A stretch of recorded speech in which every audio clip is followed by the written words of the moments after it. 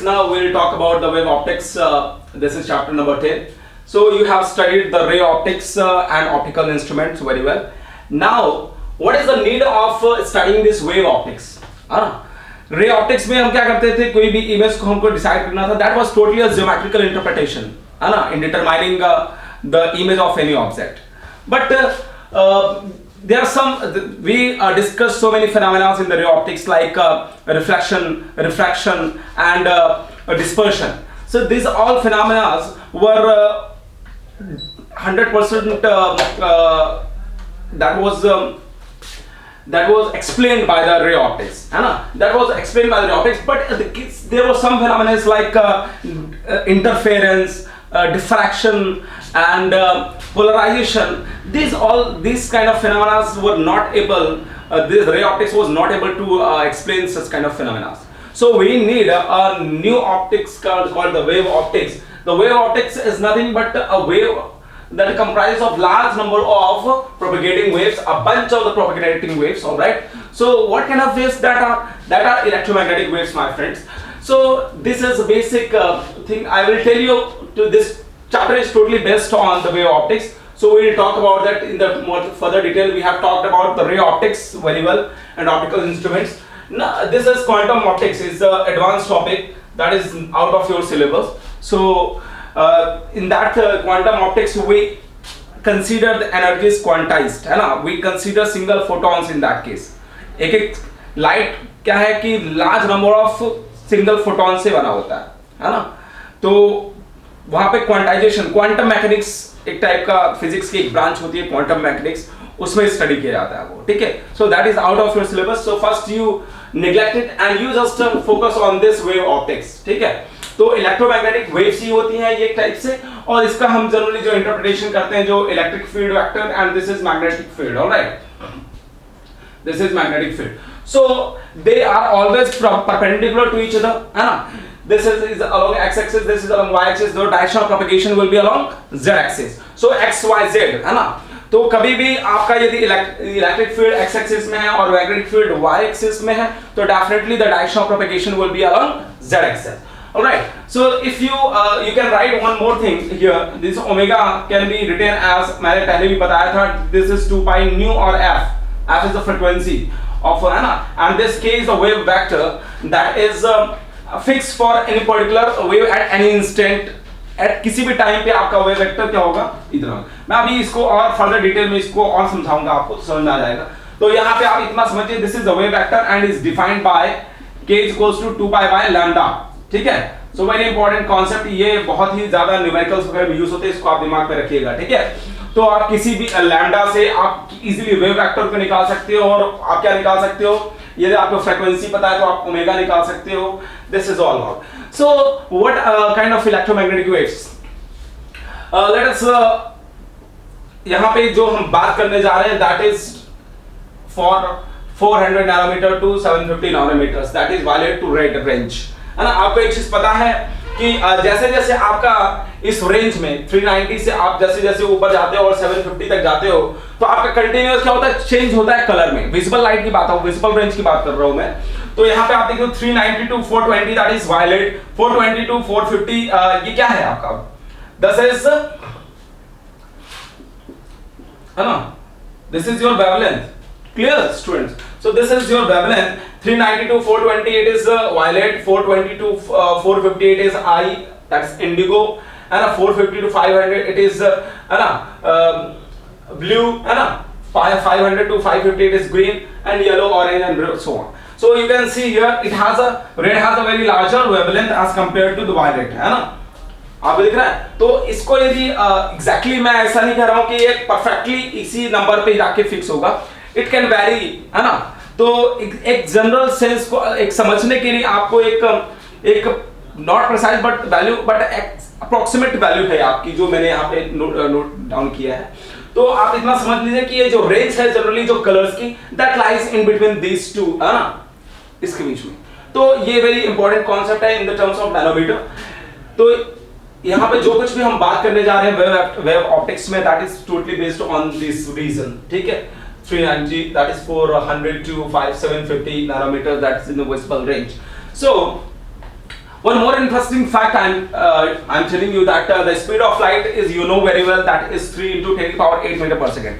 But what you have, that is the approximate value. But a precise value of this is given by 2.99792458 into 10 power 8 metre पर second. Sir ये क्या आपका number है क्या? नहीं, मेरा नंबर नहीं है, ये इस लाइट की स्पीड है, समझ गए आप? तो ये प्रेसाइज आपको वैल्यू बता रहा है. साइंस में 0.00000001 की बहुत वैल्यू होती है. आप पता नहीं कितने जीरो लगा दो, फिर भी 1 लगाओगे तो भी उसकी वैल्यू रहेगी. ठीक है, साइंस में हर चीज के एक प्रेसाइज वैल्यू आप बताते हो, मतलब एक्यूरेसी की ओर जाते हो आप. ठीक है, तो ये एक प्रेसाइज वैल्यू है, but for the normal purposes हम कैलकुलेशंस के लिए इतना लंबा यूज नहीं कर सकते, तो generally it is considered as 3 into 10 power 8 metre पर सेकेंड. ठीक है, सो यहाँ इस चैप्टर में वेव ऑप्टिक्स में ये तो जनरल एक इंट्रोडक्शन हो गया कि आप वेव ऑप्टिक्स कैसे आया है ना, वेव ऑप्टिक्स के बाद wave optics and then quantum optics. So these are some things which will be useful in understanding the concept of the wave optics. All right, so what we'll study in the wave optics is the Huygens principle, interference, diffraction and polarization, because these phenomena were not explained by the ray optics. So we are dealing here with these kind of phenomena like interference, diffraction, polarization will be discussed in this wave optics chapter. So first we see this Huygens principle. What we will study this, the reflection and the refraction of the plane waves, and even in the interference it will be the superposition of light waves and Young's double slit experiment. And diffraction में हम study करेंगे single slit diffraction and diffraction by a circular aperture. And also we will study resolving power of optical instrument. कैसे आप resolving power आप बता सकते हो कि कोई भी चीज कितना आपको clear image कैसे मिलेगा, क्या उसमें changes होने चाहिए वगैरह वगैरह. तो polarization study करेंगे अपन, polarization by the reflection and the Brewster angle भी हम लोग पढ़ेंगे इस चैप्टर में. क्लियर? तो ये एक जनरल एक brief content मैंने बताया. इसको यहाँ पे वेव ऑप्टिक्स की मदद से, हाइजेंस प्रिंसिपल की मदद से इसको आगे हम इसको समझेंगे. इन फिनोमेनास को ध्यान रखिएगा, ये फिनोमेनास वेव ऑप्टिक्स से ही एक्सप्लेन हो पाए थे, ना कि रे ऑप्टिक्स. लेकिन क्या इसका वाइस वर्सा हो सकता है? जो रिफ्लेक्शन, रिफ्रैक्शन और डिस्पर्शन रे ऑप्टिक्स से एक्सप्लेन होता है, क्या वेव ऑप्टिक्स से एक्सप्लेन हो सकता है? Yes, wave optics can explain the reflection, diffraction and the dispersion phenomena as well, and also these phenomena. Very interesting, na? So that's why we need a new optics called the wave optics. We consider the light as a wave. All right. So what are electromagnetic waves? So this is a brief introduction of this chapter. This is wave optics. Students, now we'll see some historical background behind this wave optics theory. ठीक है? So some historical milestones are here. 1621 में आप देखेंगे Snell's law, जो empirical relation दिया उन्होंने, sin I upon sin R. So that was sin I upon sin R equals to n2 upon n1. ये आपको पता है ना? तो that was totally based on the experimental observation. उसके लेकिन कोई theoretical interpretation नहीं था. ठीक है? तो फिर उसके बाद 1637 में explanation दिया गया. Explanation of Snell's law, जो Snell's ने जो law दिया था, that was on the experimental basis.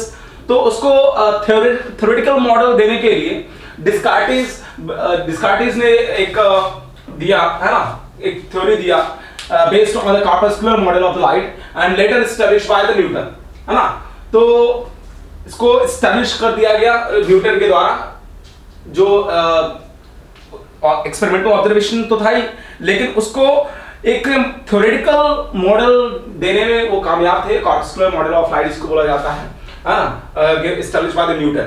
And 1678 में Huygens put the forward the wave theory, but corpuscular theory prevailed. उस समय क्या हो गई थी, लेकिन जो वेव थ्योरी थी, corpuscular मॉडल जो था उसमें फैल चुका था कि जिस तरीके से उन्होंने एक्सप्लेन किया था वो हो चुका था. लेकिन फिर Huygens ने एक थ्योरी रखा, that was the wave theory, जो कि हम पढ़ेंगे इसमें Huygens ने कैसे क्या वेव थ्योरी दिया उन्होंने. और 1801 में यंग्स इंटरफेरेंस एक्सपेरिमेंट आया. ठीक है, फिर convincing experimental evidence that light is a wave. पहले बहुत सारा ये डिस्कशन चलता था कि अभी इसका एक चैप्टर भी है, ड्यूअल नेचर ऑफ लाइट. उसको हम जब पढ़ेंगे तो you will be very surprised to see that there were so many of the debates and so many of discussions took place at that time, that whether the light is a wave or a particle. So that was a very contrasting and a very contradicting theory, ठीक है। तो उसको आप जब पढ़ोगे तो बहुत interesting लगेगा कि लाइट का कभी भी नेचर वेव के जैसे कब व्यवहार करेगा और कब बिहेव करेगा एक पार्टिकल के जैसे, तो उसको हम समझेंगे। बट यहाँ पे आप एक लाइट को एक वेव के जैसे ट्रीट करना है आपको, ठीक है, because we are studying the wave theory, alright. तो convincing experimental observation that light is a wave, ठीक है। तो जब ड्यूअल नेचर की हम बात करेंगे अगले चैप्टर में, तो उसमें आप अच्छे से समझ पाएंगे कि लाइट पार्टिकल के जैसे भी व्यवहार कर सकता है और एक वेव के, यहाँ पे तो वेव की हम बात करेंगे क्योंकि यहाँ पे जो यंग्स डबल स्लिट एक्सपेरिमेंट के अकॉर्डिंग जो रिजल्ट्स मिले that was convincing that the light is a wave, ठीक है। सो मैक्सवेल ने थ्योरी दिया इलेक्ट्रोमैग्नेटिक वेव्स की, है ना। जब इसके बाद 1864 में मैक्सवेल ने इलेक्ट्रोमैग्नेटिक थ्योरी दिया, ठीक है। तो इतना तो समझ में आ गया। और एक चीज आपको मैंने पहले ही बता दिया कि Sai x the wave function, मतलब कि आप कोई भी वेव यदि ट्रेवल कर रही है ना, साइन वेव, कॉस वेव या फिर व्हाटएवर, है ना, तो that is this is a cosine wave, ठीक है। सो a cos kx minus omega t, so this term is called the phase term, all right, where k is 2 pi by lambda and omega is 2 pi nu, ठीक है। 2 pi nu can also be written as f, all right, because frequency at any instant किसी भी time t1 पे, because if this is a wave, let this is a wave, है ना, किसी भी time t1 पे यदि t और देखा जाए और t versus yes x versus t, ठीक है, x वर्सेस t देखते हैं। तो यदि यहाँ पे आप देखें तो सरफेस को यहाँ पे देखिए at any instant t equals to t1 surface और द कांस्टेंट फेज, क्यों होगा कांस्टेंट फेज, देखिए kx minus omega t1 equals to constant हो जाएगा उस केस में। अब किसी भी टाइम t1 पे एक पर्टिकुलर फिक्स पॉइंट मिलेगा ना आपको, किसी भी टाइम t1 पे, बिकॉज़ इस टाइम इज चेंजिंग ना continuously. So if this is x axis, this is y axis, and y axis the time varying, the position also varies with the time. So किसी भी point t1 पे आपका एक position तो fix रहेगा ना, so that will be the constant for that particular instant, है ना। so एक t equals to t1 पे सरफेस और द कांस्टेंट फेज मिलेगा आपको, kx माइनस ओमेगा t होगा वो कांस्टेंट होएगा क्योंकि उस समय वेव का एक कांस्टेंट फेज होगा, है ना, किसी भी एक पर्टिकुलर इंस्टेंट पे, किसी एक पर्टिकुलर टाइम पे, because time is continuously changing. So kx is equal, तो इससे क्या पता चला कि आपका जो kx है दैट इज आल्सो कांस्टेंट, है ना, kx इज कांस्टेंट। और इसका मतलब क्या है कि x जो है आपका कांस्टेंट, किसी भी टाइम t1 पे आपका जो x है पोजीशन होगी इस वे के that is a constant, clear. तो प्लेन और जो प्लेन्स फॉर्मेशन होंगे, अब जैसे दिस टाइम t1 पे आपका एक plane, after time delta t it becomes t equals to t1 plus delta t, your wave shift to this place, position changes, after some time delta t it becomes t, यहां से यहां तक distance t1 plus 2 delta t, so your wave have propagated is propagating along x direction. So you can see that after the variation of the t, delta t यदि is the variation of the time, so you can see this that this wave is propagating as your time is changing, t equals to t1 plus t1 t2 whatever, so your wave is continuously propagating along the x direction because the position x will continuously change as per the time, है ना। so it's very important concept। और जो planes होंगे that will be perpendicular to the x axis, alright। so now यदि आपका t increase हो रहा है, if this time t is increasing, definitely your x is also increasing, you can see that position is also continuously changing with the change in the time, clear, very important concept। with the change in t, यदि t आपका बढ़ रहा है तो x is also changing for a given wave front, तो this is what is called the wave front, plane wave front, ठीक है। and k is the propagation constant, यहाँ पे जो k आपको दिख रहा है that is called the propagation constant or the phase constant, very important concept कि आपका जैसे ही किसी phase term है तो यदि आपका टाइम चेंज हो रहा है तो definitely x is also going to change continuously along the x axis and the planes will be perpendicular to the x axis, ठीक है। तो ये इतना समझ में आ गया, बहुत इंपॉर्टेंट कॉन्सेप्ट है, आगे जो हम पढ़ेंगे इसको वेव थ्योरी में, तो इतना आप समझ गए होंगे कि आपका जैसे जैसे टाइम इंक्रीज हो रहा है position and phase of the wave will also continuously change. Students now we will take any arbitrary plane wave which is moving in an arbitrary direction, let's this with the direction k, है ना। so if we have considered cosine function like this psi equals to a cos k dot r minus omega t, and we know that k can be written as in the 3 dimensions x y z, है ना, I k x, j k y and k cap k z. I j k are the unit vectors along, है ना, direction, they show the direction, है ना, along x axis, y axis and z axis respectively. So r is also written as I x j y and k z. So you can see here this r can be written as like this, जैसा मैंने लिख दिया, फिर मैंने दोबारा लिख दिया इसको. तो यहाँ पे जो k r minus omega t, that is called the phase, है ना, which is constant at a particular time t1. किसी भी टाइम t1 के लिए आपका जो फेज है that is constant, as I told you in previous video that your this k r minus omega t at t1, that is constant phase. All right, so this kr is a constant for that particular time interval, this for time t1, which can be written as k. इन दोनों का multiply करोगे तो i आपको पता है क्या हो जाएगा, आपको i, है ना, i डॉट i क्या होता है आपको पता है ना, 1, k dot k j dot z all equals to 1. So it will give you a plane wave equation. It is the equation of a plane, है ना. So kx x, ky y and kz z.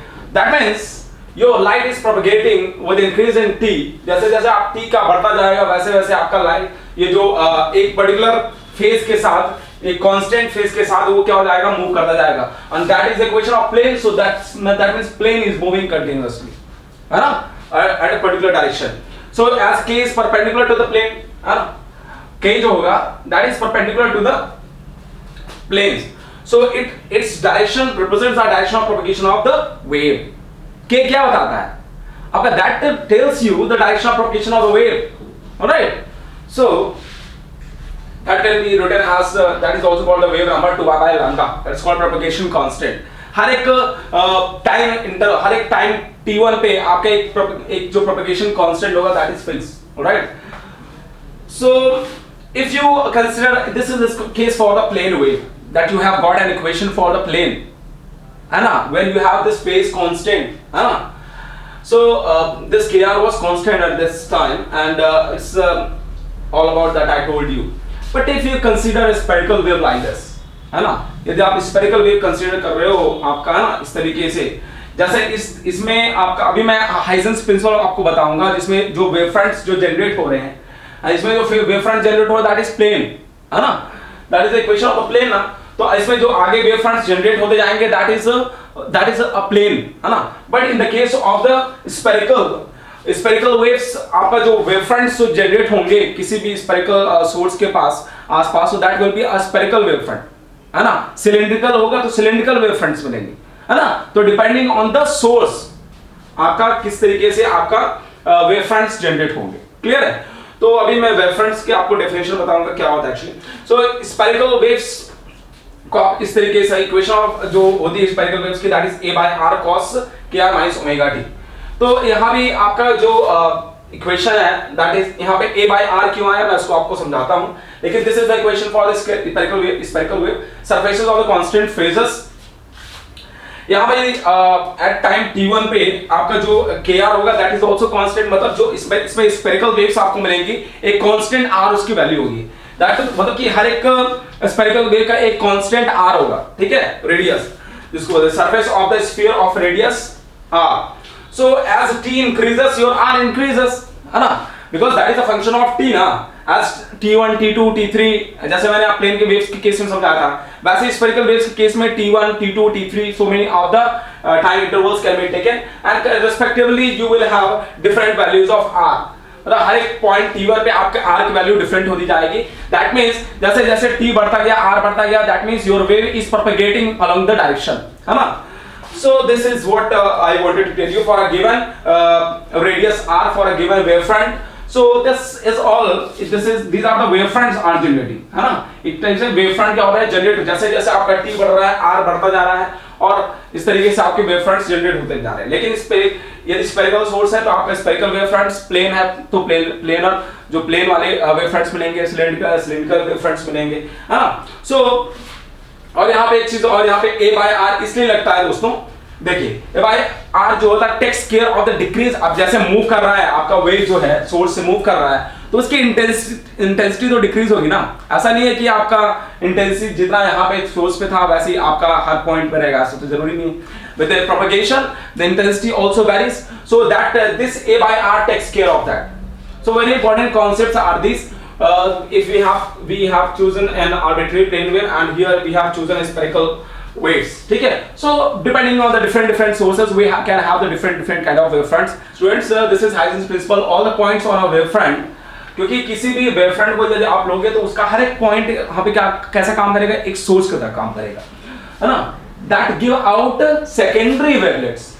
तो यहाँ से आपको देखिए यदि point sources हैं या पार्टिकल सपोज करिए वाइब्रेट कर रहे हैं तो वो वेव्स जनरेट करेंगे, है ना।